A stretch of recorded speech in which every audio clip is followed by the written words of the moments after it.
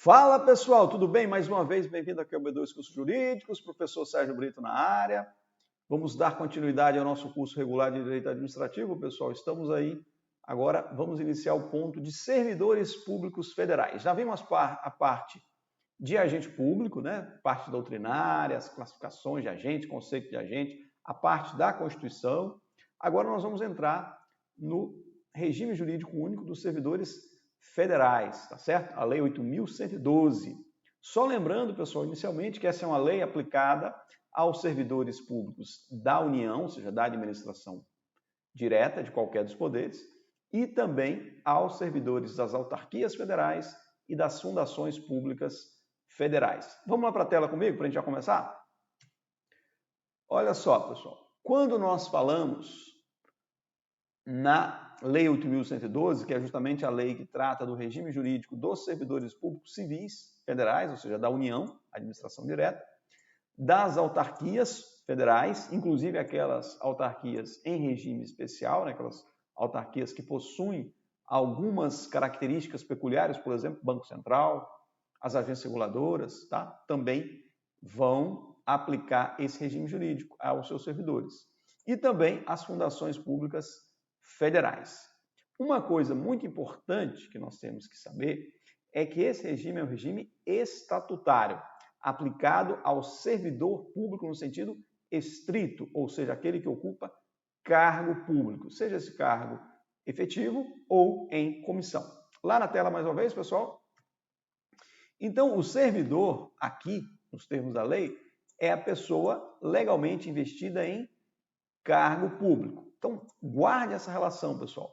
Servidor público, quando estou falando no sentido estrito, servidor estatutário, ele ocupa cargo público. Regime estatutário, não é um regime seletista, não é um regime trabalhista, ok? Frisando aí o que nós já falamos na aula anterior sobre agentes públicos.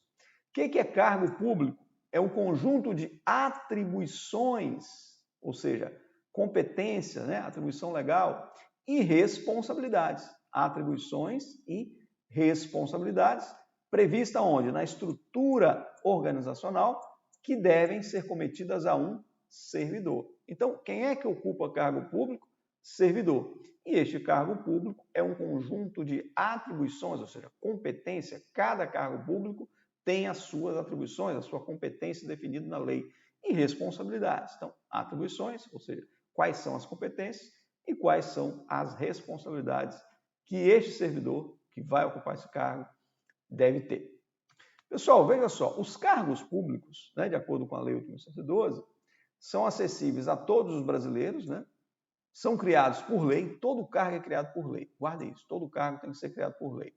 Com denominação própria, vários cargos, auditor fiscal, analista judiciário, técnico judiciário, todos os cargos têm o seu nome, né, próprio, vencimentos próprios, pagos pelos cofres públicos, né, para tal provimento, seja em caráter efetivo ou caráter em comissão. Veja que nós falamos que existe, na verdade, são 3, né? Mas aqui na Lei 8.112, ela só vai tratar de 2 tipos de cargos, o cargo efetivo e o cargo comissão. Há ainda o cargo vitalício, mas o cargo vitalício são para algumas carreiras, né? Como nós falamos aqui, membros do Poder Judiciário, membros do Ministério Público, Tribunal de Contas, né? Mas aqui na Lei 8.112 estamos falando de servidores ou estatutários, ou em comissão ou cargo efetivo. Estatutários todos eles são, tá? Estrangeiro também pode ocupar cargo público, lembrando disso, nos termos da Constituição, né? Mas aí tem que ter uma lei autorizando o ingresso para cada cargo específico. Lembrar, é proibida a prestação de serviços gratuitos, no termos da Lei 8.112, salvo os casos previstos em lei. É aquela história, né, pessoal? Se o sujeito prestou um trabalho, ele tem direito a essa contraprestação, que é justamente a remuneração. Então, a lei, via de regra, diz que é proibida a prestação de serviços gratuitos. Então, se o sujeito trabalhou a mais, vai receber hora extra ou vai compensar. Então, na verdade, todo o trabalho do servidor tem que ser remunerado, exceto casos excepcionais previstos na lei. Vamos lá agora ver quais são os requisitos para ingresso em cargo público, né? Lá na Lei 8.112, se não me engano, no artigo 5º, vai falar quais são os requisitos São requisitos básicos para investidura em cargo público. O quê? A nacionalidade brasileira, mas lembrando que estrangeiro também pode ocupar cargo público quando a lei assim permitir. Guardem isso, pessoal. A Constituição Federal diz que os cargos públicos são cargos, empregos, funções públicas são acessíveis aos brasileiros, podendo os estrangeiros nos termos da lei. Então, o estrangeiro pode sim vir a ocupar um cargo. Agora, como eu falei para vocês, tem que ter uma lei autorizando em determinados cargos, né? Igual, por exemplo, auditor fiscal, não tem uma lei que permite. Então, o sujeito não vai concorrer com um brasileiro, né? Então, na verdade, para cada lei, para cada cargo, desculpe, tem que haver uma lei prevendo a possibilidade de um estrangeiro vir ocupar. E já existe lei em alguns casos, nós vamos ver na própria Lei 8.112, que há previsão para professores, técnicos, cientistas, né, nas universidades federais. Voltando na tela.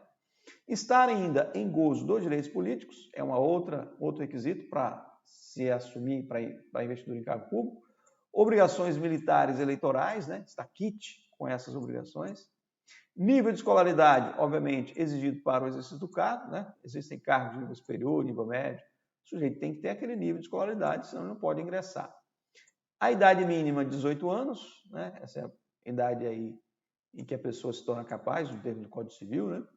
Aptidão física e mental. É feita uma avaliação para verificar se o sujeito tem aptidão física e mental para ingressar no cargo público. As atribuições do cargo podem justificar o quê?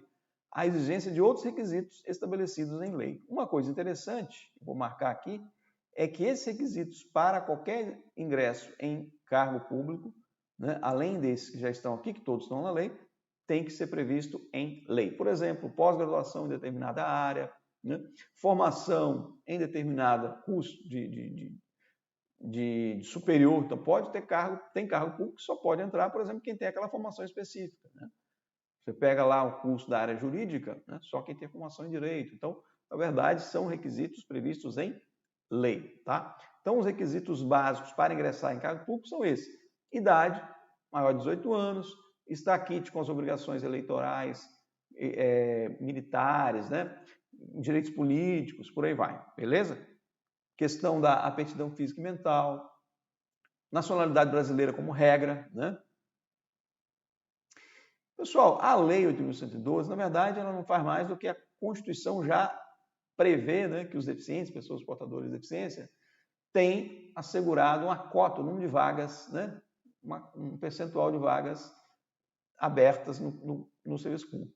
Aí a lei vem e diz: às pessoas portadoras de deficiência é assegurado o direito de se inscrever em concurso público para provimento de cargo, cujas atribuições sejam compatíveis, né, com a sua deficiência, com a deficiência de que são portadoras. Para tais pessoas são reservadas até 20% das vagas oferecidas em concurso. Veja que esse é um limite da lei. E eu falei para vocês que existe um decreto que estabelece um limite mínimo de 5%, tá bom? Então, 5% é o mínimo previsto no decreto e a Lei 8.112 reserva um total de até 20% das vagas para as pessoas portadoras de deficiência. Lembrando que há decisão do Supremo Tribunal Federal dizendo que só vai existir vaga para deficiente quando esta fração der um inteiro. Por exemplo, se você pega 5, aplica 20%, vai dar uma vaga. Agora, se você tem, por exemplo, 2 vagas, 20% vai dar 0,4 vagas, aí não vai ter vaga para deficiente, tá bom? Isso já é decisão consolidada no âmbito do Supremo Tribunal Federal sobre a necessidade de abrir vaga para deficiente quando esse percentual ele atinge um número maior que 1, aí sim tem que haver a existência de vagas para deficiente, a previsão de vagas para deficiente naquele concurso. Como eu falei para vocês, a previsão da estrangeiros, né? Ó, as universidades e instituições de pesquisa científica e tecnológicas federais poderão prover seus cargos com professores, técnicos e cientistas estrangeiros, de acordo com as normas e os procedimentos desta lei. Então, há uma previsão aí na própria Lei 8.112 da assunção de cargos, não? Ou seja, o estrangeiro podendo assumir cargo público em universidades, né, na área de professor, nos cargos de professor, de técnico, de cientistas, tá bom? Prosseguindo, gente, provimento. O que é o provimento? Pessoal, antes de mais nada, eu vou chamar a atenção de vocês aqui que isso costuma aparecer nas provas e os candidatos às vezes derrapam, escorregam. Não vamos confundir a nomeação, tá? Uma coisa, você passou no concurso, ali nas vagas, tem o direito de se nomear. Aí vai vir um ato chamado de nomeação. Esse ato de nomeação é o chamado ato de provimento, ou seja, é o ato que permite que aquela pessoa ingresse no serviço público. Agora, ela já houve a investidura? Não. A investidura só vai ocorrer com a posse. A investidura no cargo público, ou seja, a pessoa só vira servidor com a posse. E existe ainda o exercício, que é quando a pessoa vai realmente trabalhar e realizar efetivamente as atribuições daquele cargo. Então, guarde isso: nomeação, posse e exercício. Lógico que, às vezes, posse e exercício ocorrem ao mesmo tempo. Né? O sujeito já tomou posse e já começa a trabalhar naquele mesmo dia. Tá? O que nós vamos estudar agora são os atos de provimento. Esses provimentos ele pode ser originário. O único provimento originário que nós temos na Constituição Federal, que a Constituição permite, é a nomeação. É o primeiro provimento.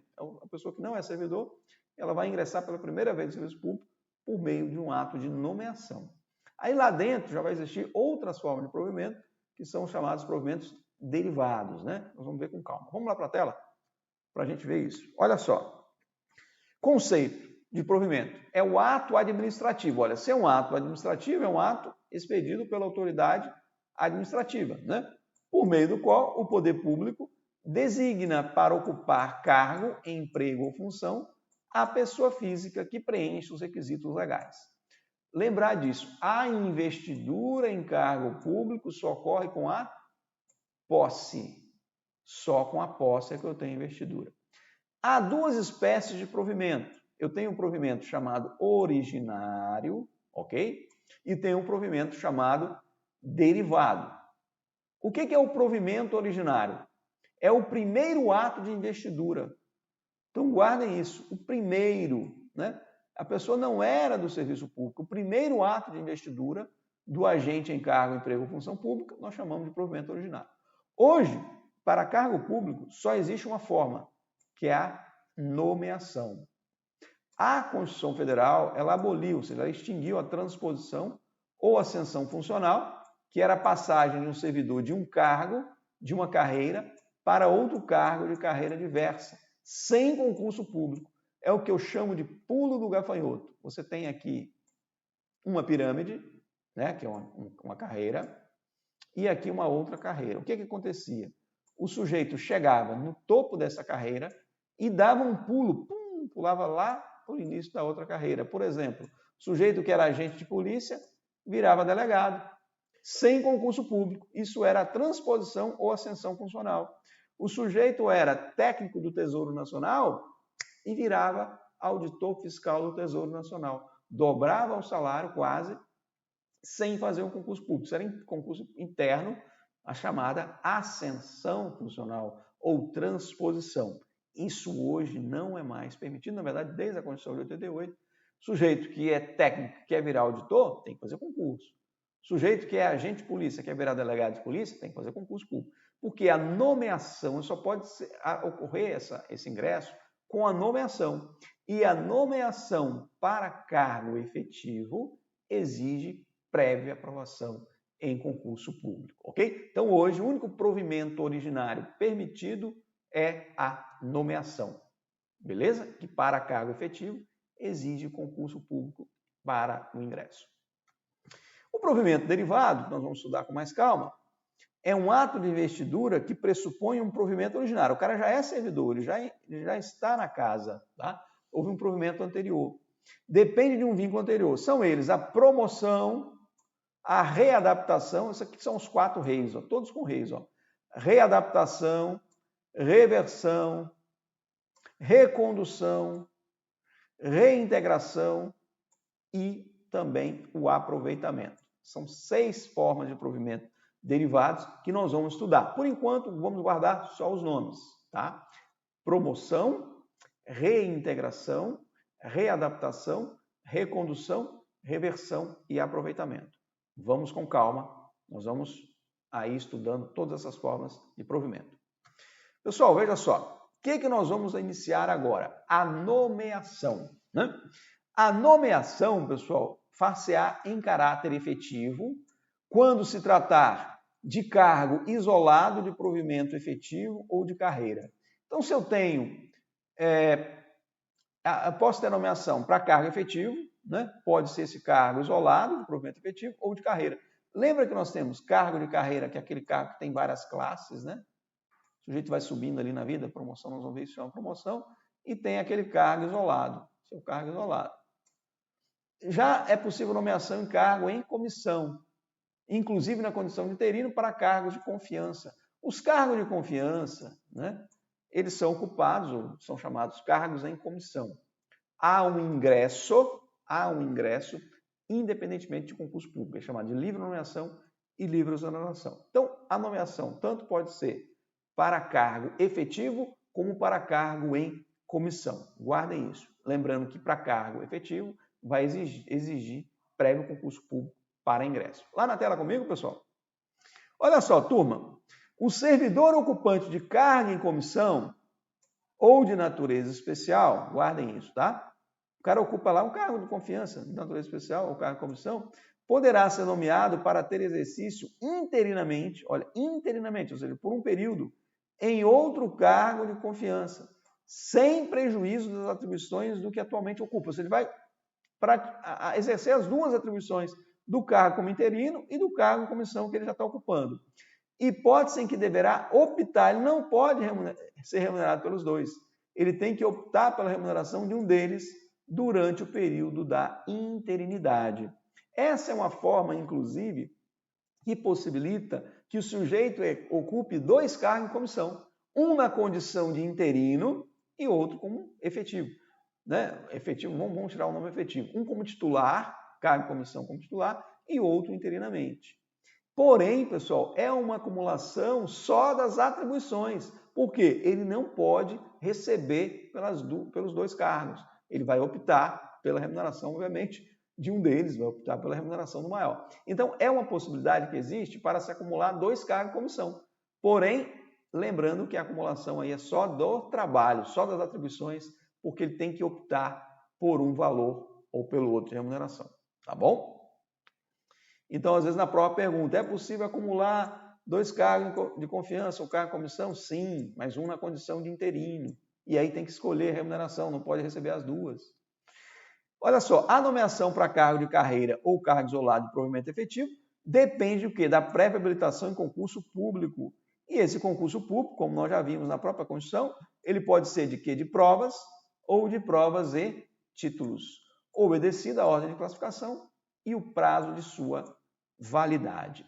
Então, mais uma vez, pessoal, mais uma vez, cargo efetivo exige concurso público prévio para ingresso. E o concurso público é esse, concurso público de provas ou de provas e títulos, tá bom? Vamos adiante? Olha só, pessoal, a posse, né? Houve a nomeação, agora vai ter a posse. Na posse, o sujeito vai assinar um chamado termo de posse, né? É assim um momento importante, um momento mágico, depois que o cara consegue ele passar no concurso, é nomeado. Então, realmente é uma emoção muito forte você assinar o termo de posse, né? O momento que você realmente investe naquele cargo, né? Você tem investidura naquele cargo que você batalhou, estudou, foi aprovado, né? E ali, né, é um momento assim de grande emoção, realmente, assinar aquele termo de posse. Lógico, mais o lado emocional é naquele momento que você está assumindo todas as responsabilidades e atribuições daquele cargo. Agora, você já entrou em exercício? Não. Existe um segundo momento que é entrar em exercício. O ideal, pessoal, é que você já tome posse e já entre em exercício no mesmo dia, para você não perder nenhum dia de salário, né? Você já toma posse e já começa a trabalhar. Mas a lei vai dar um prazo para que isso ocorra, tá? Você pode, por exemplo, tomar posse, tem que resolver alguns problemas para mudar de cidade. Você tem 15 dias, a lei dá 15 dias para se tomar, para entrar em exercício. E, professor, e entre a nomeação e a posse? 30 dias. Vamos ver com calma esses prazos, ok? Olha só, pessoal, pode haver posse por procuração, ou seja, o sujeito não vai estar presente no momento da posse. Ele pode, desde que por procuração específica, ou seja, uma procuração em que se coloque os poderes específicos para tomar posse naquele cargo X, tá bom? O exercício jamais se dará por procuração, né? Pessoal, não é aconselhável. Lógico, de repente o cara vai tomar posse num cargo distante, ele não está ali, ou ele naquele dia tem um problema. Então, ele pode dar uma procuração com poderes específicos para que uma terceira pessoa, não outra pessoa, tome posse por ele. Assine aquele termo e de investidura, tá bom? Exercício não, exercício só o cara que pode trabalhar ali fazendo as atribuições do cargo, ok?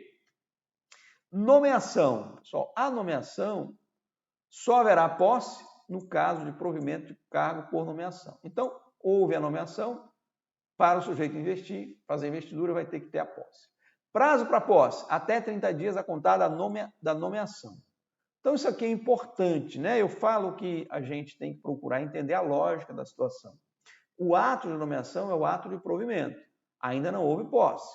Então, essa posse vai ter que existir posteriormente. E a lei traz um prazo para isso, 30 dias. Tomou posse, na sequência lógica, o que é? Começar a trabalhar, entrar em exercício. Aí a lei vai dar um prazo menor, 15 dias a partir da posse, tá bom? 30 dias, então, foi nomeado, 30 dias para tomar posse.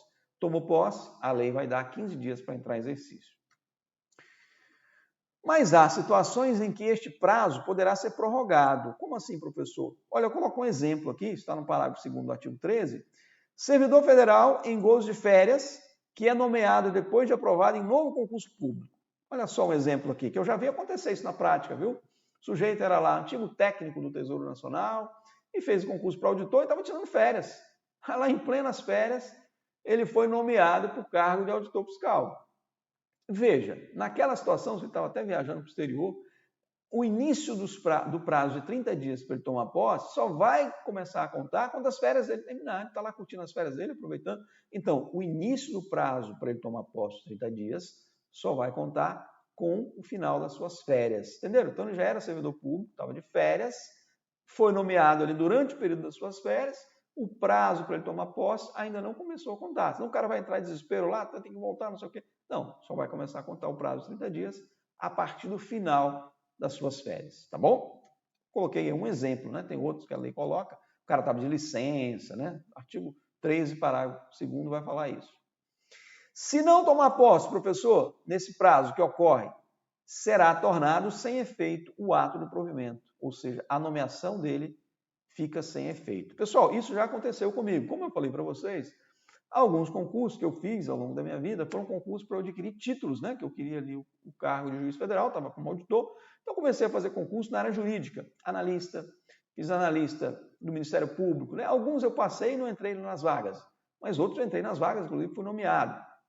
Então, por exemplo, fui nomeado para analista do TRF da primeira região, fui nomeado para procurador federal, também para técnico lá de Minas Gerais, né, do TJ de Minas Gerais. Então, esse era um concurso que eu ia fazendo. Eu corria nomeação, mas como eu não estava querendo assumir, né, os atos de nomeação foram tornados sem efeito, obviamente, e foram chamados ali os candidatos, né, na ordem de classificação posterior, beleza? Então, guardem isso. Se não tomar posse, o ato de nomeação perde o efeito, aí vai ser nomeado outro. Porque, às vezes, pessoal, na prova, eles tentam confundir o candidato, dizendo o seguinte: o candidato aprovado em concurso público, que foi nomeado, não toma posse, será exonerado. Ele não virou servidor ainda naquele cargo, porque ele só vira servidor com a investidura que se dá com a posse. Então, houve a nomeação e não houve a posse. O prazo de 30 dias foi expirado, o ato de nomeação perde os efeitos, né? Ato de provimento torna sem efeito e aí será nomeado o candidato seguinte, tá? Classificação seguinte. Posse e exercício, pessoal.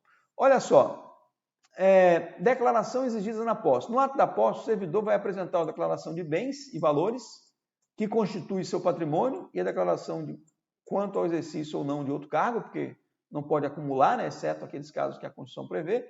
Então, ele tem que tanto declarar bens como declaração de que não exerce outro cargo, ou emprego, ou função. Tem que ter aptidão física e mental, né? A posse em cargo público dependerá de quê? De prévia inspeção médica oficial. Só poderá ser empossado aquele que for julgado apto física e mentalmente para o exercício do cargo. Pessoal, é aquela boa notícia que o cara recebe.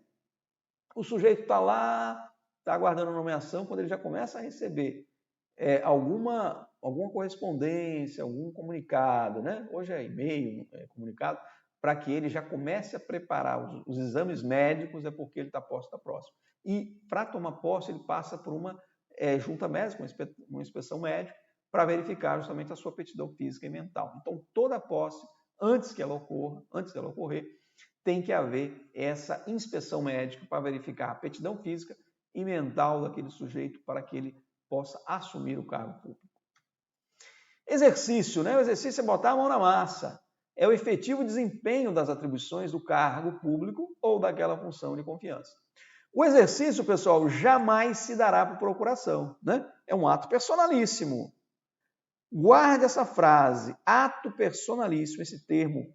Lembra que a posse pode ser por procuração?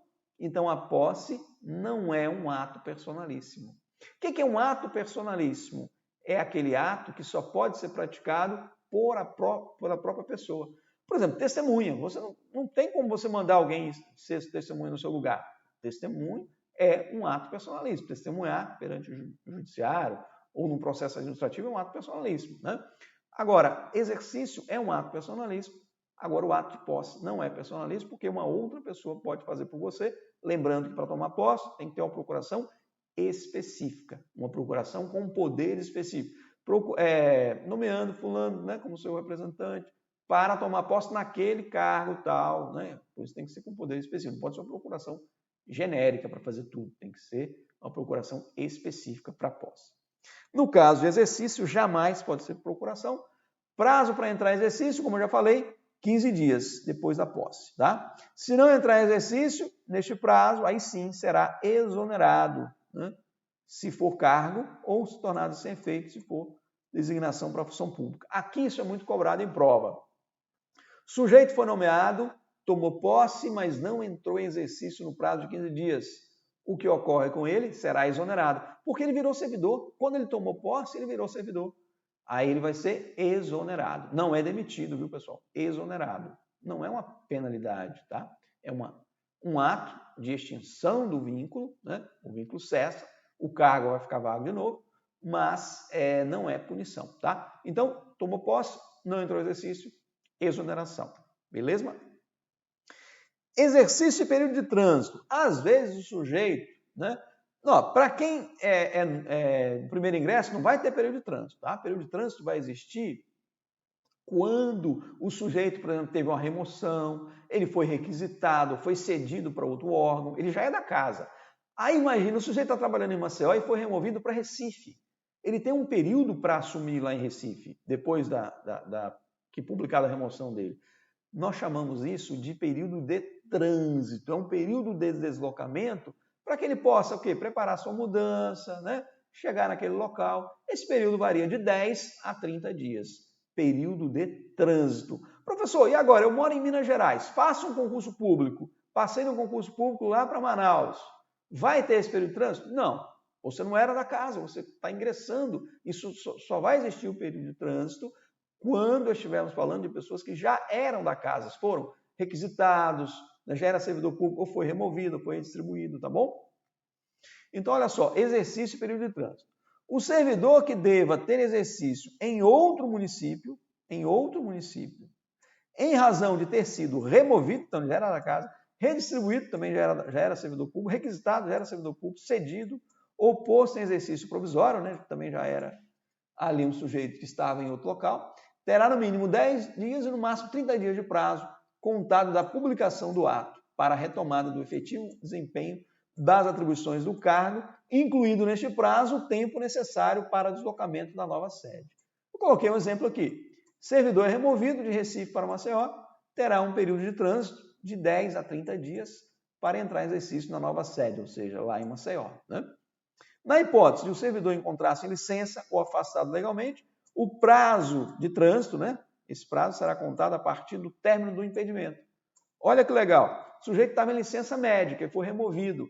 Já começou a contar o prazo de trânsito dele, professor? Não, só com o final da licença médica dele, né, do impedimento, no caso aí, é que vai contar esse prazo, que pode ser de 10 a 30 dias. Não, professor, mas eu não quero usar esse prazo, eu quero já estar trabalhando lá no outro dia. Pode? Pode. Você pode abrir mão deste, né? Você pode abdicar desse prazo. É um direito que você tem, mas você não é obrigado a cumprir o período de trânsito, tá bom?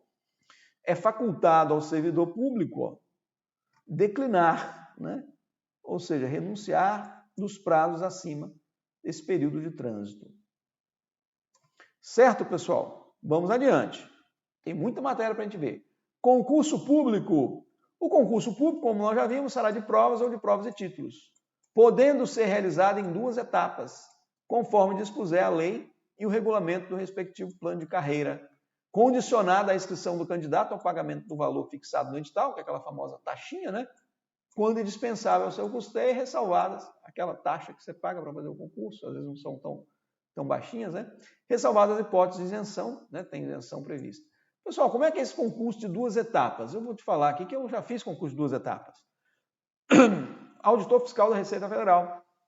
Quando eu passei nesse concurso, né, eu falei que era um concurso na época que eu estava mirando ali, naquele momento, fiz engenharia, como eu falei, depois ingressei como auditor fiscal lá de Minas Gerais, mas queria auditor fiscal da Receita Federal. E quando eu passei nesse concurso, 2 etapas. Você passa nas provas, aí depois você vai fazer um treinamento. Eu fiz um treinamento na época de 3 meses e meio em Curitiba. Esse treinamento é com prova todo final de semana. Rapaz, de vez em quando dava um piriri, aquelas provas não eram fáceis. Se você tomasse bomba ali naquelas provas, você perdia o concurso. Era a 2ª etapa do concurso. Isso ocorre também na polícia, né? Aquele curso de formação da Polícia Federal, agente de polícia, né? Você faz lá toda aquela etapa de curso de formação. Se você não passar, você não está apto a ingressar. Então, concurso é que existem 2 etapas. Você passa ali nas provas e depois tem um treinamento onde você também é avaliado, curso de formação com provas. Inclusive, se você perder naquelas provas, você dança. Então, tem que ter muita responsabilidade nessa 2ª etapa também, nessa 2ª fase.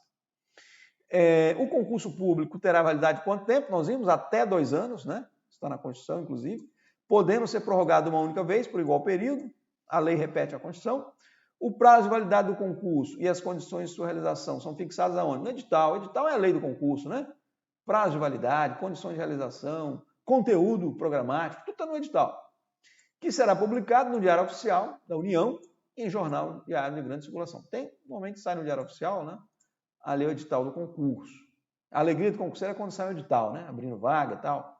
Pessoal, não se abrirá novo concurso enquanto houver candidato aprovado em concurso anterior com prazo de validade não expirado. Então, veja, a Constituição, embora a Constituição diga que os novos, né, vamos colocar assim, quem já tinha passado um concurso anterior, e aí foi aberto um concurso durante o prazo de validade do concurso anterior, um cara que passou no concurso anterior tem preferência de ser nomeado em relação aos novos concursados. Mas a Lei 8.112, ela veda essa possibilidade. Se tem algum concurso com prazo de validade ainda não expirado, ela veda a realização de novo concurso. Evita confusão. Para te falar a verdade, eu acho que está certo. Evita-se confusão, porque você faz um concurso ainda com outro com prazo de validade, você gera uma certa instabilidade.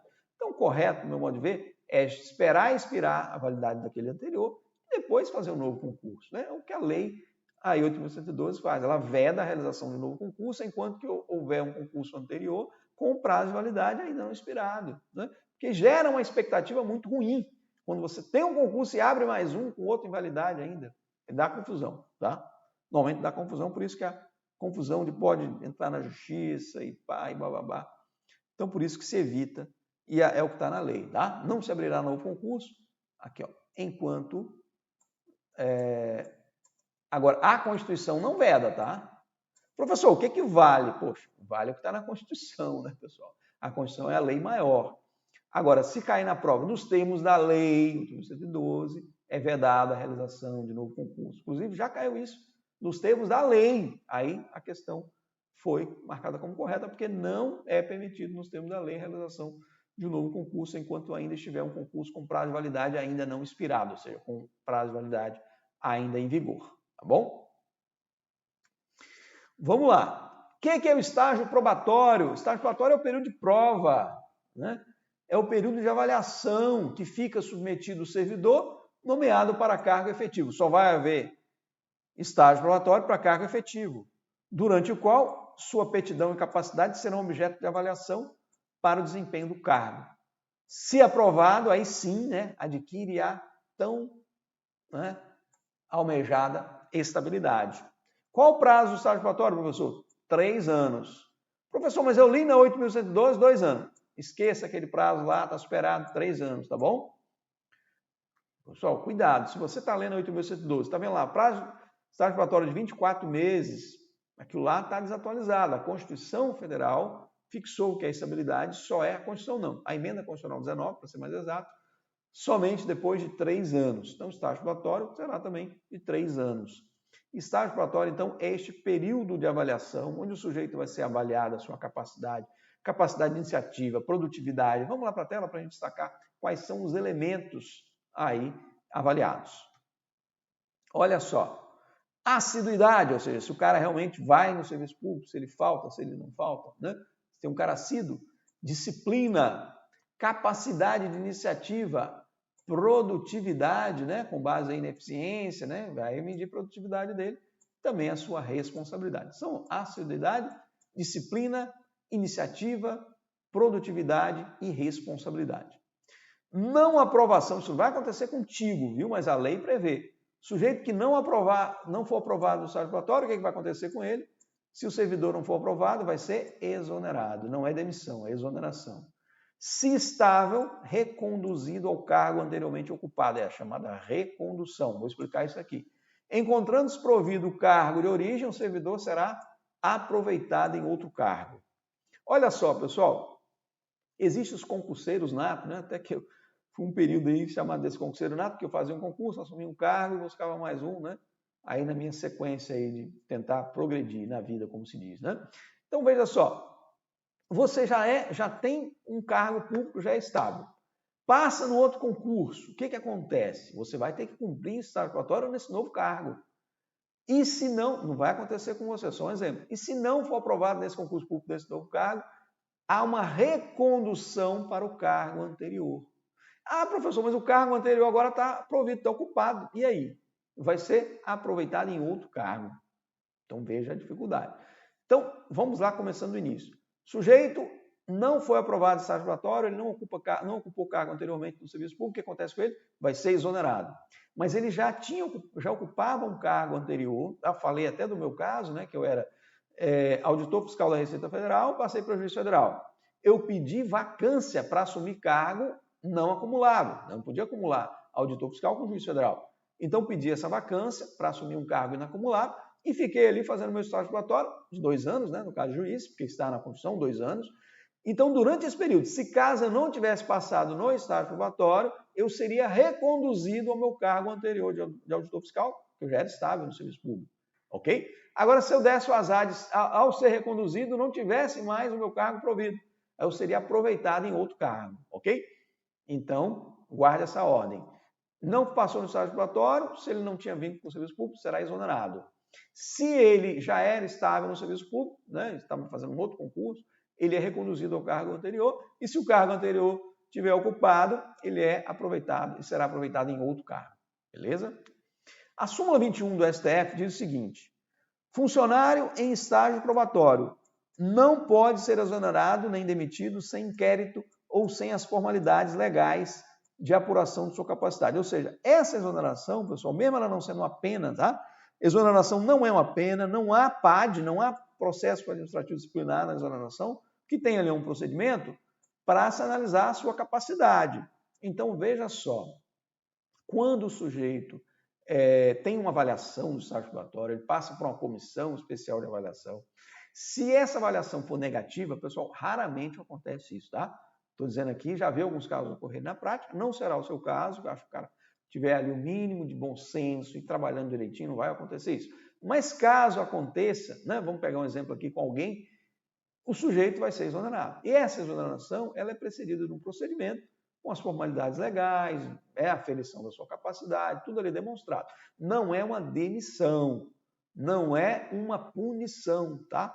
Embora o sujeito perca o vínculo, mas não é uma punição, não é um processo administrativo disciplinar para se exonerar o servidor que não cumpriu o estágio probatório. É uma questão de inaptidão para o cargo, ou porque ele não produziu direito, não teve iniciativa, não teve responsabilidade para com o cargo, tá bom? Não é um PAD, muito cuidado com isso.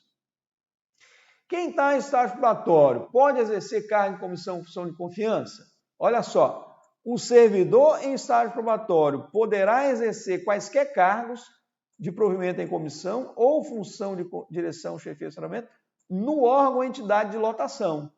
Professor, não entendi, não. Olha só, o sujeito é funcionário, servidor público, vamos esquecer funcionário é um termo lá usado na Constituição anterior, é servidor público em estágio probatório na Receita Federal.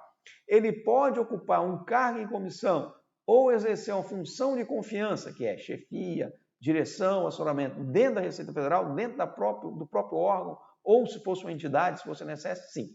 Dentro do próprio órgão ou da entidade, ele pode exercer cargo em comissão ou função de confiança.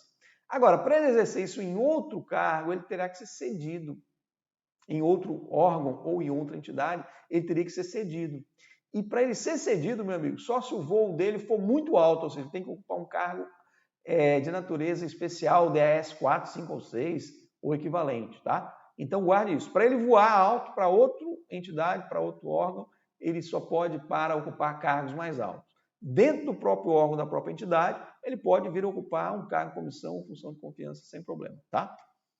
Então, olha só, a primeiro item nós já falamos, cargo em comissão dentro do órgão ou entidade, tranquilamente. Servidor de estágio probatório pode ser cedido a outro órgão ou entidade, só se for para ocupar cargos mais altos, cargo de natureza especial ou cargo de provimento em comissão DAS 4, 5 e 6, tá? Ou equivalentes.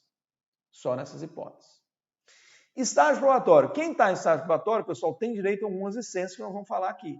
Licença por motivo de doença em pessoa da família, ele tem direito.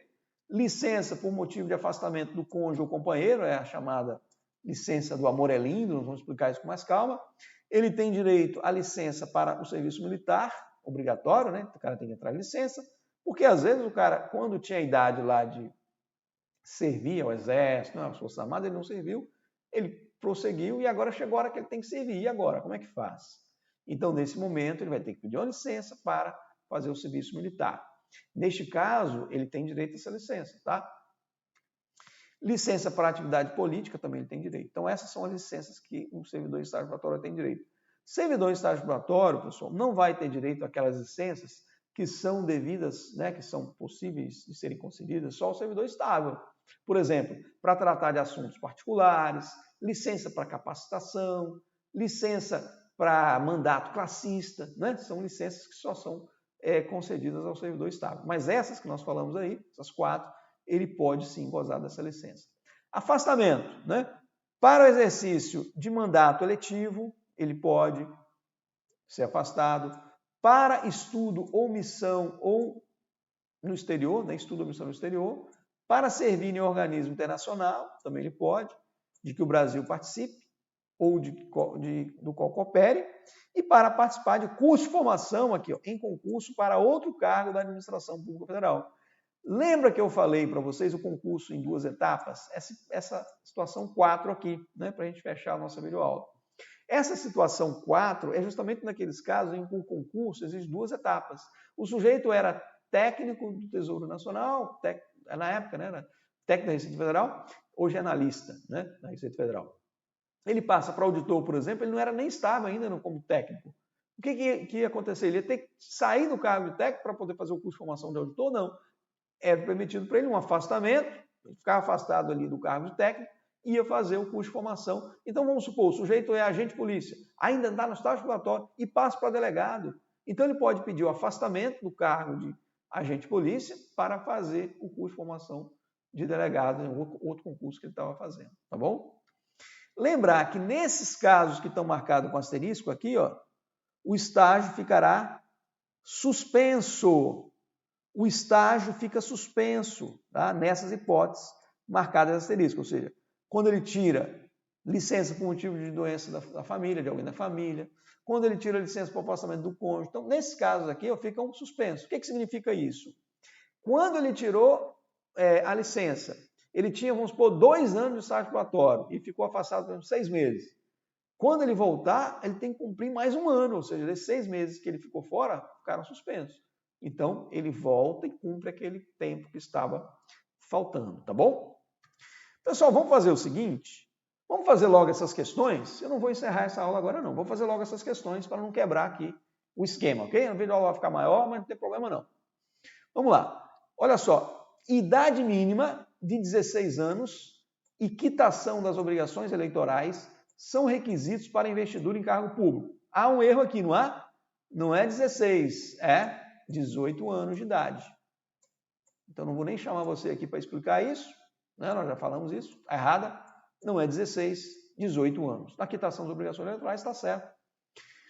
Próxima questão. Servidor que se encontre em estágio probatório não poderá exercer cargo em comissão no órgão em que esteja lotado. Errado. Nós vimos isso agora há pouco. Aí eu vou chamar você aqui para você lembrar disso. Pessoal, eu falo assim, quem está em estágio probatório também é gente. Então, ele pode sim vir a ocupar um cargo em comissão ou função de confiança dentro do próprio órgão ou entidade em qual ele está trabalhando. Agora, muito cuidado. Para ser cedido para outro órgão, para outra entidade, só para voos altos, ou seja, cargos mais altos, DAS 4, 5 ou 6, né? Cargo de natureza especial, beleza? Agora, dentro do mesmo dele ali, não tem problema com isso, não precisa dessas coisinhas todas não. Vamos lá. A nomeação poderá se dar tanto em caráter efetivo quanto em comissão. Nós vimos isso, caráter efetivo, nomeação, ou em comissão, cargo em comissão. Ambos os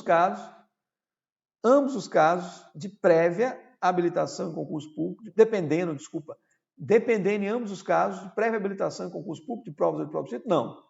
No em comissão não tem exigência de prévia habilitação. Então veja só, pessoal, muito cuidado com isso. A aprovação em concurso público só é necessária para cargo efetivo. Cargo em comissão não se exige a aprovação em concurso público. Próxima tela, para a gente fechar essa videoaula. Olha só, a investidura em cargo público ocorre com a nomeação devidamente publicada no Diário Oficial. Errado, não é com nomeação.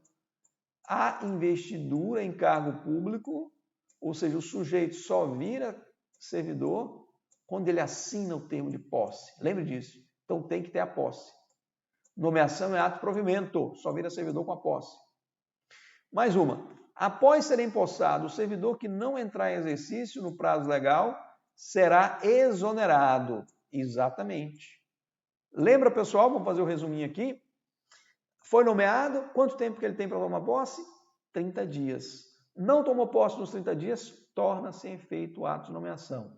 Tomou posse, quanto tempo ele tem para entrar em exercício? 15 dias. Tomou posse, mas não entrou em exercício, será o quê? Exonerado, ok? Exoneração, certo. Mais uma. Provimento é o ato emanado da pessoa física? Não é da pessoa física, é um ato emanado do poder público, né? Um ato administrativo, designada para ocupar o cargo público, aí já está errado, por meio do qual ela inicia o exercício da função, não. E nem é o provimento, não inicia o exercício da função, se dá com o exercício, né? Então está todo errado aqui. Provimento é um ato administrativo, é um ato do poder público. E com o provimento não se inicia o exercício, tá? 2 erros. Servidor, então está um erro aqui e tem um erro aqui. Servidor ocupante de cargo em comissão não poderá ser nomeado para outro cargo de confiança, nem mesmo interinamente. Errado, ele pode ocupar, sim, outro cargo na condição de interino. Inclusive, pessoal, foi aquela situação que eu falei para vocês, que há a possibilidade de acumulação de 2 cargos em comissão. Mas é uma acumulação meio estranha, porque ele não vai poder acumular as duas remunerações. Ele vai ter que fazer uma opção, lógico, vai fazer a opção pela maior. Pode ficar um cargo de confiança e o outro de confiança na condição de interino. É por um período, né?